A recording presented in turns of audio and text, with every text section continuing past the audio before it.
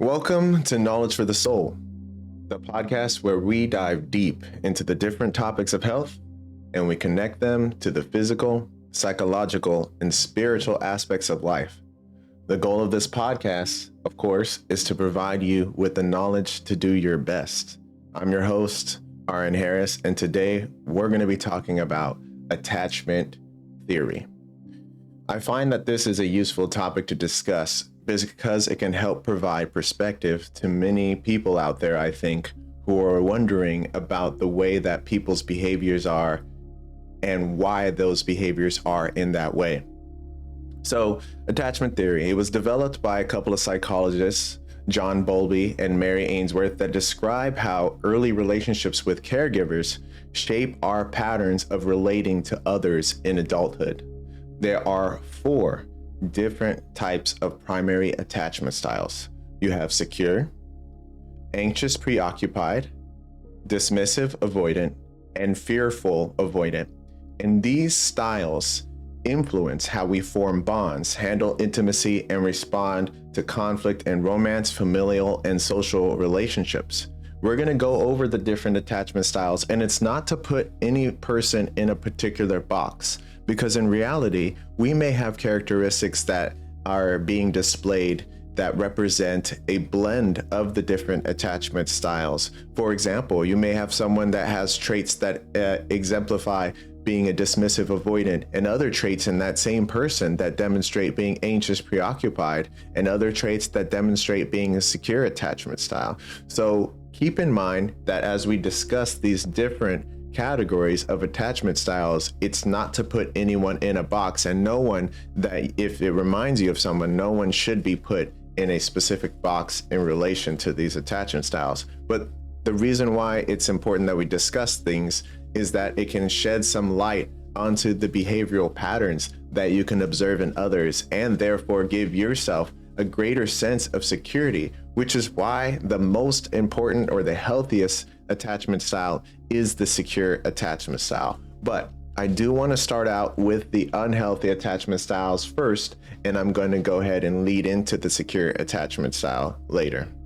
So, anxious preoccupied attachment style. Individuals with an anxious preoccupied style crave closeness. They fear abandonment.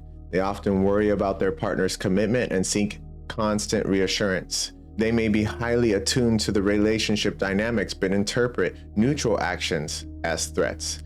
This style of attachment typically arises from inconsistent caregiving, where love was given unpredictably. All right. Some of the problems with the anxious preoccupied attachment style include chronic anxiety, jealousy, and constant fear of loss can lead to clinginess, overthinking, or controlling behaviors, which strains relationships. Emotional volatility. They may experience intense ups and downs, leading to frequent conflicts or dependency. Self-doubt. Low self-esteem can result in people pleasing or sacrificing their personal needs, which fosters resentment over time. And there's a risk of codependency. They may attract avoidant partners, creating a push and pull dynamic that exacerbates insecurity. So when you're an anxious preoccupied attachment style, you want closeness, you want more, but you're also skeptical of your partner. And that dynamic creates the anxiety and also creates the conflict that exists. Now, it's not entirely negative. There are some positive. One is there's deep empathy and attunement. They're skilled at reading emotions and providing emotional support, making them highly nurturing. Okay, they invest in their relationships. Their dedication can lead to passionate, intense bonds, right? They want to solve issues.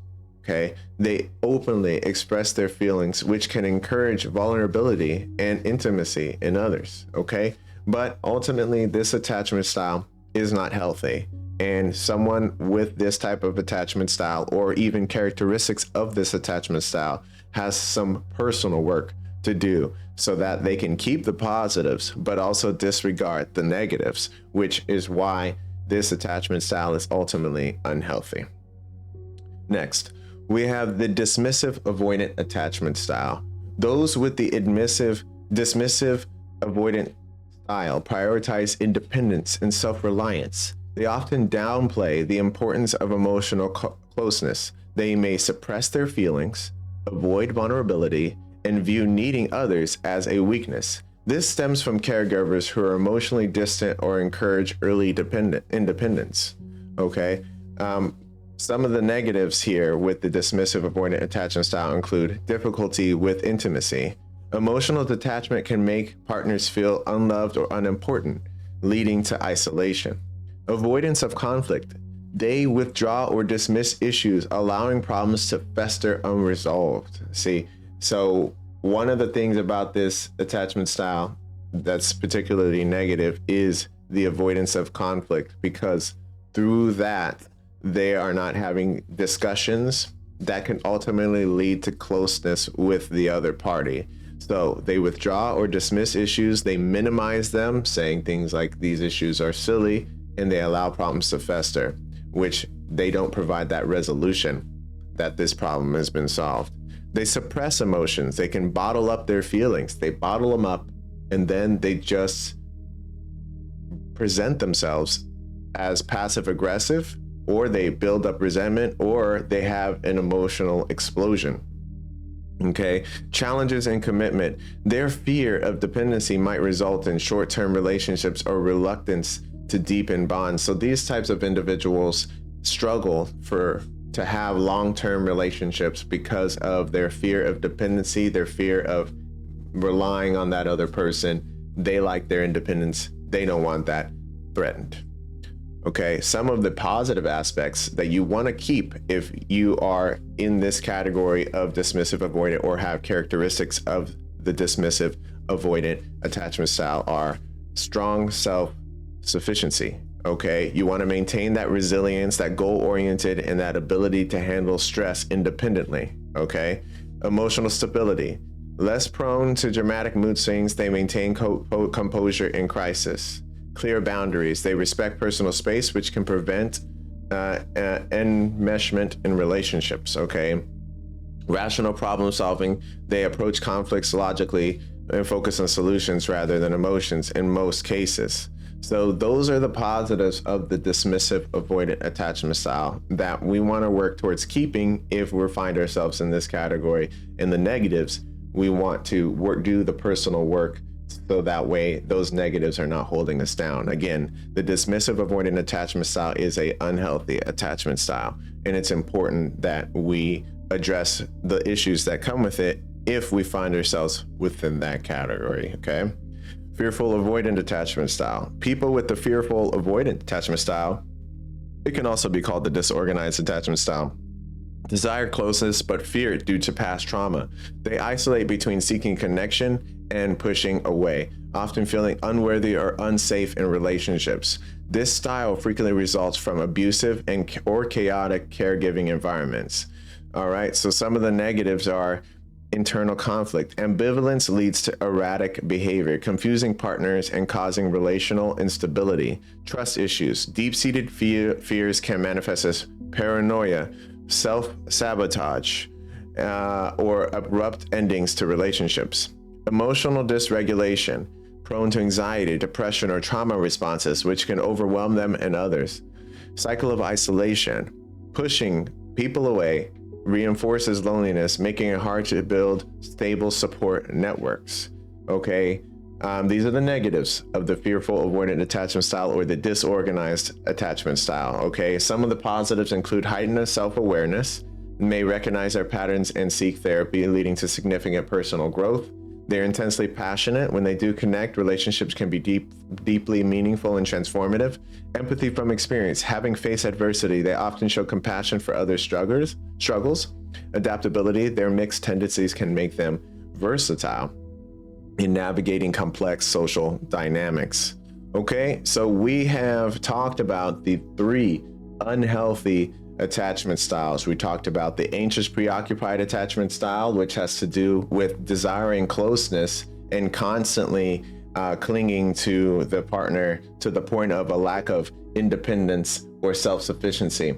We've talked about the dismissive, avoidant attachment style, which is characterized by the opposite. This person has a high degree of independency, but as a result, is not able to establish that emotional connection with others that is a key element to maintaining relationships lasting for long term. And then you have the fearful avoidant attachment style, okay, which is sort of a looking for connection but pushing people away at the same time. So those are your three attachment styles that are negative, okay? Now we're going to talk about the secure attachment style. This is an attachment style that everybody should be working towards. And if you're not quite there, that's okay. As long as you find yourself on the path towards being into that area is the key, because this attachment style here is going to keep you grounded and keep you in a place of high self-esteem. Okay. So people with the secure attachment style generally feel comfortable with intimacy and independence. They view themselves as worthy of love.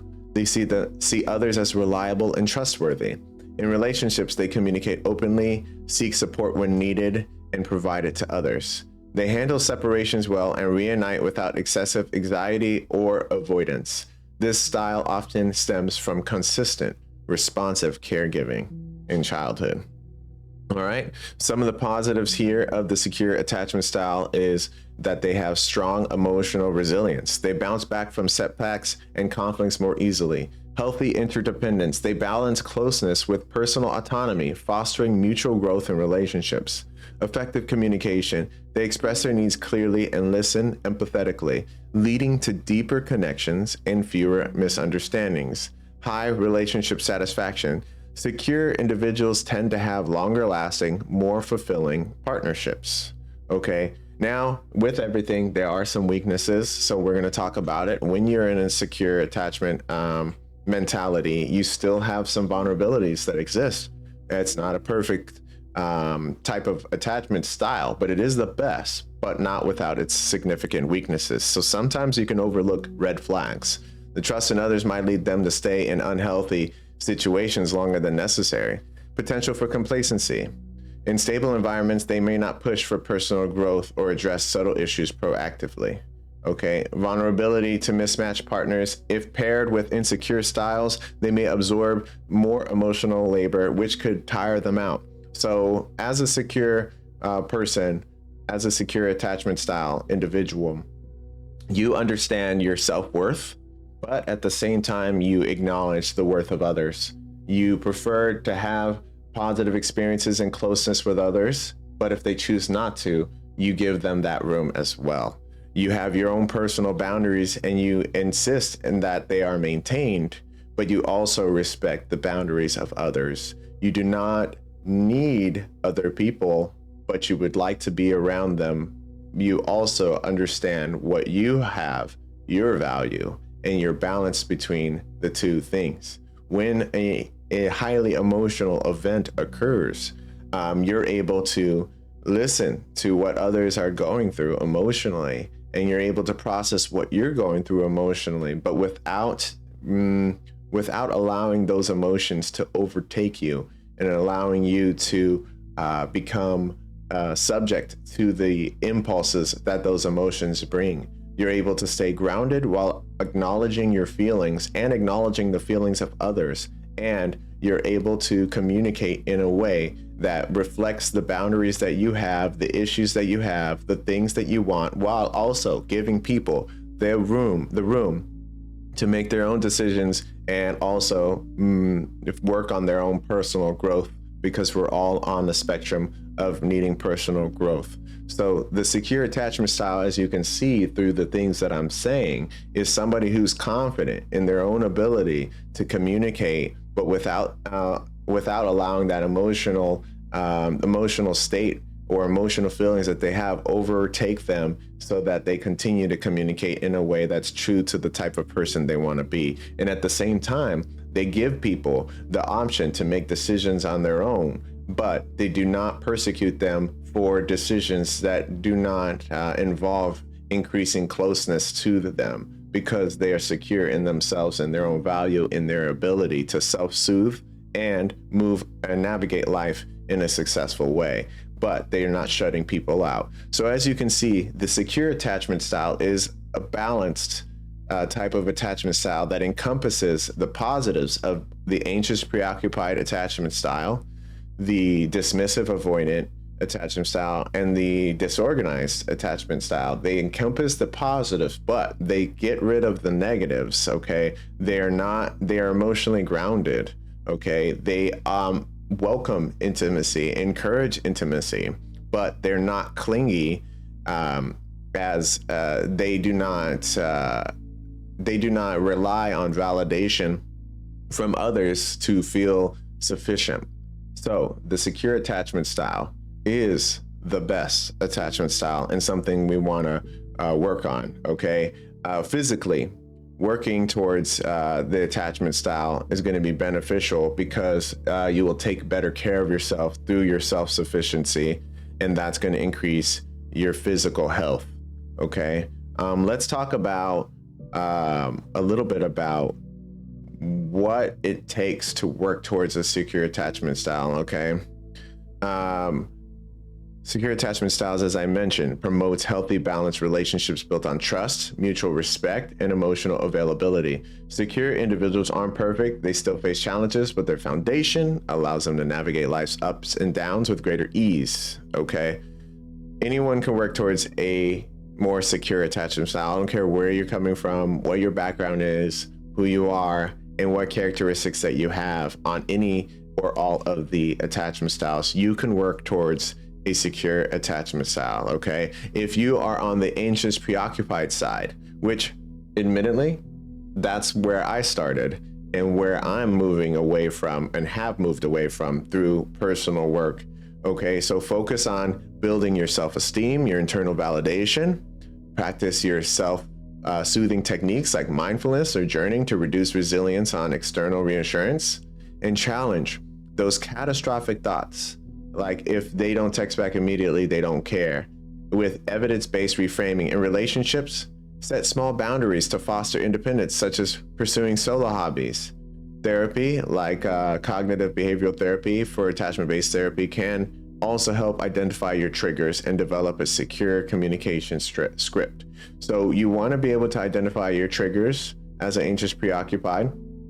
If you run into a situation where you are experiencing a high degree of emotional reactivity, it's important to put a stop on any reaction for a designated amount of time, whether it be 24 hours, 48 hours, or 72 hours. And in that time, unless it's some type of an emergency, which in most cases it's not, you take the time and you journal and ensure that your thought process is coming out through your journaling in a healthy way. And if not, focusing on reframing your thoughts through the journaling is going to be important. And also using your self-soothing techniques as well to help bring down that anxiety is going to help with the relationship or your relationship with yourself, really, in soothing you. Okay, it's important that you take these steps because anxiety is a powerful feeling and can overwrite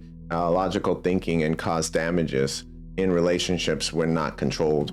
Okay, if you're a dismissive avoidant person working towards embracing vulnerability and emotional expression, start by identifying those feelings that you're suppressing through therapy or emotional awareness, tracking those, writing down those emotional points as they come up. Practice sharing small personal disclosures with trusted people to build that comfort with intimacy. Learn to recognize your avoidance patterns, like withdrawing during arguments, and replace them with active listening. I feel. Building empathy through books on emotional intelligence or couples counseling can bridge the gap to interdependence. So basically, when you're feeling like going away, challenge those thought processes and attempt to change the way you're thinking, because when people are in emotional distress and you're in a dismissive avoidant, they need you. They need you. And when your instinct is to shut down and go away, you're leaving them in their time of need. And taking some space to process is absolutely within a person's right and also is a healthy thing. But communication should not cease in those moments, and vulnerability should not cease in those moments. Even communicating, hey, I'm vulnerable right now. I'm feeling this and this because of this situation. I don't want to respond right now in a way that doesn't reflect who I am. I'm going to get back to you later at this time. By saying those things, you're giving that person good communication. You're still embracing your vulnerability, and you're communicating with them in a healthy manner that allows for a follow-up. And if that person, of course, is in a secure attachment style, that space that you need to take is not going to bother them. Okay? From a fearful avoidant working towards a secure attachment style, you need to prioritize trauma healing and safety building. Okay, so trauma therapy is important. Somatic experiences that address the root cause. So developing a consistent self-care routine to regulate emotions, such as grounding exercises, yoga. And with relationships, you want to start with low stakes connections and practice trust without overwhelming fear. All right. Journaling, again, is a pivotal part as well to this process. And when you're on any of the unhealthy aspects, journaling is going to be important. Okay. So as you can see, these attachment styles affect your psychology by a significant degree. And that's something to consider. And that's why we're talking about this topic today on the podcast. Okay, so some general steps for everyone to understand when you're in the secure attachment style, because you can revert from your secure attachment style to back to either a default or a new unhealthy attachment style, depending on the stresses that you receive. You want to maintain your self-awareness. Okay, you want to maintain your education and your therapy. You want to practice secure behavior, surround yourself with secure role models, communicate your needs directly, and respond to others' needs reliably. Okay, practice patience with yourself and consistency. It's going to take time when you're changing, months to years, but by trying and putting forth the effort every day, you're going to change. So be patient with yourself and keep in mind that it's a lifestyle. You're going to have to constantly practice this type of secure attachment style, whether you're there or if you're working towards it. And I personally find that journaling is a powerful way to reframe your thinking more towards a secure attachment style. In the way that you write and express your thoughts through journaling, you can see elements of your attachment style within that writing, and therefore decide to rewrite those specific thoughts, those specific lines, to better align with secure attachment. And that's why journaling, in my opinion, is going to be probably the best way to address these. Other areas that I think are important to focus when it comes to addressing elements of secure attachment style or working towards them have to do with your nervous system. If you're feeling strongly in any particular way, shaky, rapid heart rate, all of those things that we talked about when your body is not in a regulatory state, learning how to calm that down, deep breathing when you're experiencing fear or anxiety, understanding those coping mechanisms can help ground you. And then after being grounded, then the internal work in terms of the writing is what comes next. Okay. So with hard work, people can achieve a more secure orientation, and that's going to lead to longer and healthier relationships and overall your improved well-being. Okay. Having a secure attachment style is the blueprint to aspire towards and to constantly work towards in life. And it gives you your greatest chance at building a life that you'd like, no matter what that life is. Okay, so spiritually, by working with the secure attachment style principles and working towards it, you're going to feel spiritually free, not dependent on external validation or the attention of others, but also open and willing to receive that attention with love and with grace from others. So that is the spiritual benefit of it. We talked about the physical benefit earlier, but I will reframe and restate that information. Bottom line, you'll be taking care of yourself. You'll allow others to help you and provide care for you when applicable as well. And in addition, you are going to have self-sufficiency, which will result in greater physical benefits, such as lower likelihood of diseases, chronic conditions, or complications related to stress, right? You're going to have a physiologically calm biological environment, which is conducive to long-term health and preventing complications. Again, psychologically, you'll understand the inner workings of not only yourself, but others. You'll be able to have greater empathy to what they may be going through. You'll be able to respond in a way that's true to yourself and your values without compromise, while also being able to provide people the space to make decisions on their own and mistakes on their own without you having to take that responsibility for those mistakes. So ultimately, having a secure attachment style is going to give you perfect accountability. You're going to be able to take and understand what it is that you did in every situation that you play and how you can improve, but it's not going to allow you, it's going to prevent you from taking in extra things that people are saying or doing in response. And it's going to allow you to stay grounded and say, hey, I'm responsible for A and B, but C and D, that is your right as far as how you feel, as far as what you need to do to heal.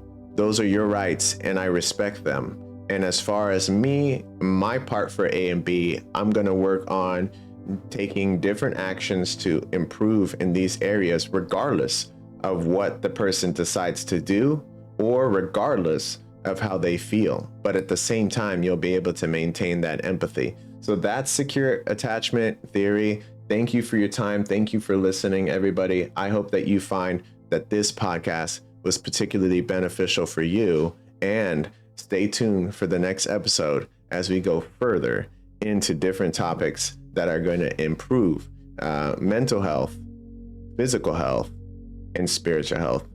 I'm Aaron Harris. Thank you for being here, and we will talk about fun stuff very soon.